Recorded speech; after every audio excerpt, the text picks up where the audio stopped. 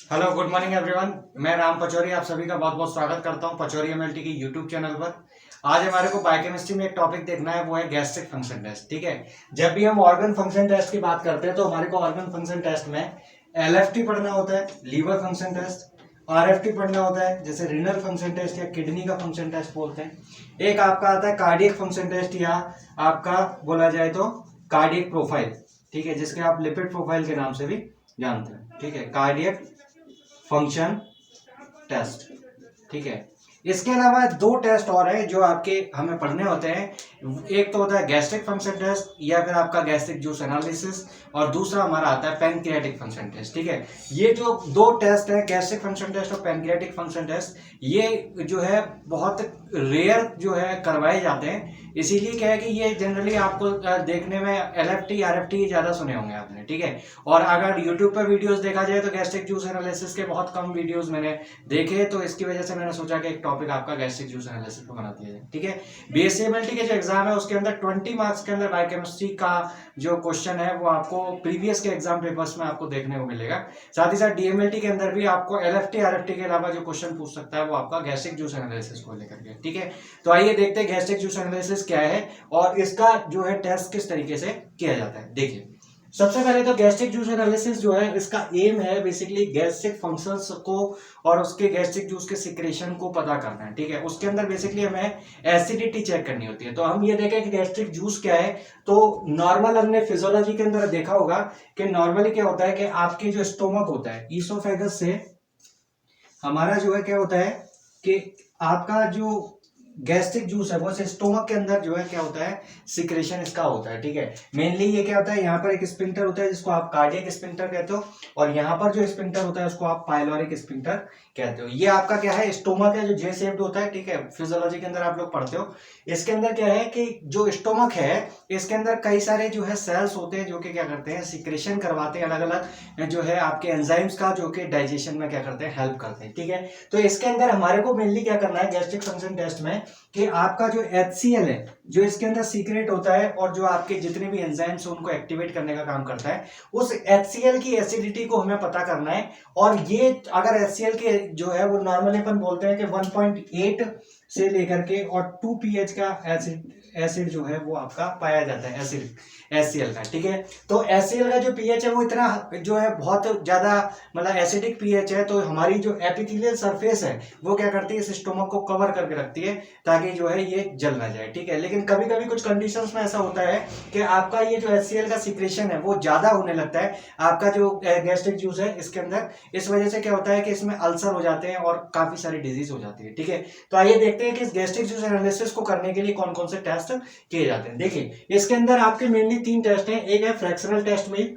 एक होता है पेंटागैस्ट्रिक स्टिमुलेशन टेस्ट, और तीसरा है ऑगमेंटेड हिस्टामिन टेस्ट मील। ठीक है, तो इसके अंदर 1 बाय 1 टेस्ट देखें तो सबसे पहले है फ्रैक्शनल टेस्ट मील। ठीक है, इनके अंदर हमारे को इंडिविजुअली करना क्या होगा कि आपको जो है ओरली या फिर सबक्यूटेनियसली आपको कोई ना कोई सब्सटेंस पर्सन को देना होगा, और उसके बाद उसके अंदर गैस्ट्रिक जो एसिडिटी है उसको हमें चेक करना है। ठीक है, देखिए फ्रैक्शनल टेस्ट मील जो है वो आपका एक ओल्ड मेथड है, पुराने टाइम में इसको इस्तेमाल किया जाता था, बहुत ज्यादा आप इस्तेमाल नहीं करते। इसके अंदर हम क्या करते थे कि पर्सन को जो है या तो ब्लैक कॉफी, ठीक है, या तो ब्लैक कॉफी और या फिर आपका जो है राइस जो है ग्रिल्ड राइस आपको जो है ये पेशेंट को देने होते थे। और देन उसके बाद क्या करते थे हम गैस्ट्रिक कंटेंट को, एक ट्यूब होती है जिसको आप क्या बोलते हो राइल्स ट्यूब के नाम से जानते हो, क्या बोलते हो राइल, ठीक है, राइस ट्यूब के नाम से जानते हो, जिसको जो है इस्तेमाल करके हम क्या करते हैं गैस्ट्रिक जूस को कलेक्ट करते हैं माउथ के द्वारा, उसको इंसर्शन करके, और उसके बाद जो है उससे हम गैस्ट्रिक कंटेंट को कलेक्ट करते हैं। ठीक है, और कलेक्ट करने के बाद अपन को क्या करना होता है कि जब हमने कलेक्ट किया तो इसको जो है हर 15 मिनट में 2 घंटे तक कंटिन्यूसली हमें करना है। ये हम पहले उसको इनटेक करवाएंगे और देन उसके बाद आपको हर 15 मिनट के अंदर राइस ट्यूब के द्वारा गैस्ट्रिक कंटेंट को कलेक्ट करना है। और इसके अंदर क्या करना होता है हमारे को, एक तो फ्री और एक आपको जो है टोटल एसिडिटी फाइंड आउट करनी होगी। ठीक है, तो आप लेबोरेटरी टेस्ट करके आप क्या करोगे इसकी फ्री एसिडिटी और टोटल एसिडिटी को क्या करोगे, पता करोगे। ठीक है, ये आपका है फ्रैक्शनल टेस्ट में। देन इसके बाद दूसरा आपका क्या होता है, जिसको बोलते हैं पेंटागैस्ट्रिन स्टिमुलेशन टेस्ट। ये क्या होता है आपका, जैसे नेचुरल गैस्ट्रिन है जो आपके गैस्ट्रिक जूस को सिक्रेशन करवाता है, बिल्कुल पेंटागैस्ट्रिन भी एक ऐसा ही पेप्टाइड होता है जो कि क्या करता है आपके गैस्ट्रिन जो हार्मोन है उसकी तरह क्या करता है, एक्ट करता है। और ये पेंटागैस्ट्रिन जो है वो पर्सन के अंदर ओरली हम जब देते हैं तो इसके अंदर क्या होता है कि पेंटागैस्ट्रिन देने के बाद हम पेशेंट का बेसल एसिड आउटपुट और मैक्सिमम एसिड आउटपुट जो है वो चेक करते हैं। बेसल एसिड आउटपुट तो होगा आपका नॉर्मल कंडीशन में पेंटागैस्ट्रिन देने से पहले जो आपका नॉर्मली कितना आता है 4 to 10 मिलीमोल पर आवर, और साथ ही साथ जो मैक्सिमम एसिड आउटपुट है यानी कि कितना एसिड जो है स्टिमुलेट हुआ उस पेंटागैस्ट्रिन देने से, तो नॉर्मली पर्सन के अंदर 20 to 50 मिलीमोल पर आवर जो है आपको देखने को मिलता है। ये आपका हो गया पेंटागैस्ट्रिन स्टिमुलेशन टेस्ट। और ये क्या है, एक टाइप का पेप्टाइड है जो कि बिल्कुल नेचुरल गैस्ट्रिन की तरह एक्ट करता है। ठीक है, देन इसके बाद आपका आता है तीसरा क्या है, ऑगमेंटेड हिस्टामिन टेस्ट मील। इसमें हम क्या करते हैं, पेशेंट को सबक्यूटेनियसली, ठीक है, सबक्यूटेनियसली आप जो है हिस्टामिन पेशेंट को जो है दिया जाता है।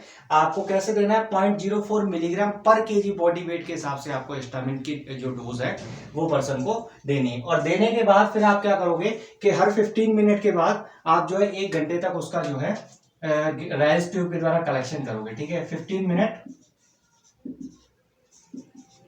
कितने, 1 घंटे के लिए। ठीक है, और इसका जो है हम जितने भी सैंपल कलेक्ट करेंगे उनका हम एसिड कंटेंट जो है वो फाइंड आउट करेंगे। ठीक है, तो ये तीनों ही टेस्ट है, इनके अंदर हमारे को मेनली एसिडिक कंटेंट है उसको हमें पता करना होता है, एसिडिटी को। और जो पेशेंट्स है जिनके अंदर कोई प्रॉब्लम है डाइजेस्टिव डिसऑर्डर की, तो उस दौरान आपको क्या होगा कि इनके अंदर जो HCl का सिक्रेशन है उसकी pH काफी ज्यादा मिलेगी, यानी कि ज्यादा एसिड जो है रिलीज हो रहा होगा। ठीक है, तो इसके अंदर क्या होगा कि अगर इसकी एसिडिटी और जो है pH कम हो जाता है तो वो और ज्यादा एसिडिक हो जाएगा, तो हमारे पेट के अंदर क्या होगा, प्रॉब्लम क्रिएट करने लगेगा, छाले होने लगेंगे जिसे अल्सर के नाम से जानते हैं। ठीक है, तो ये जो टेस्ट है वो आपके लेबोरेटरी के अंदर परफॉर्म किया जाता है, गैस्ट्रिक फंक्शन टेस्ट जिसे हम बोलते हैं, गैस्ट्रिक जो एक्टिविटीज है उनको पता करने के लिए।